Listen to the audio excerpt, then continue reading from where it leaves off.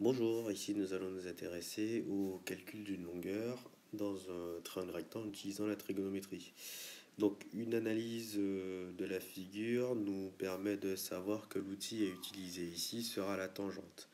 Il faut aller voir une autre vidéo pour voir la partie détaillée de cette analyse. Donc une fois qu'on a identifié l'outil, donc la tangente, on peut démarrer la rédaction.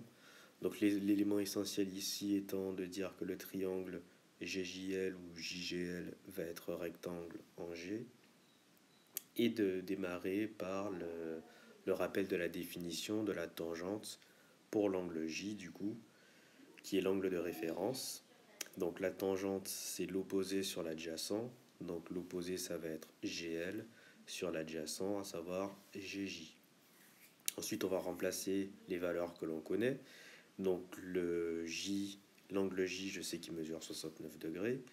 Donc je vais écrire tangente 69 degrés est égal à GL, je ne le connais pas, c'est ce qu'on me demande de calculer. Et GJ, je sais qu'il mesure 5,3 cm. À ce moment-là, on se rend compte qu'on va pouvoir utiliser un produit en croix. Pour aider, on peut rajouter le petit sur 1 en dessous de la tangente. Et on sait que GL va être égal du coup à tangente 69 degrés fois 5,3 divisé par 1 si on veut, comme repère, mais ce n'est pas obligatoire. Donc c'est pour ça que je le mets en pointillé d'une autre couleur. Et en faisant ce calcul à l'aide de la calculatrice, on trouve que GL est environ égal donc à 13,8 cm.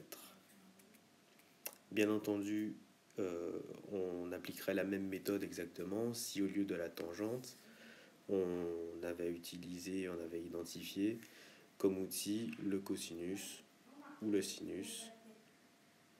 Bien entendu, les longueurs changeraient, on n'aurait plus GL sur GJ, il faudra adapter, mais c'est exactement la même structure de rédaction si on a le sinus ou le cosinus.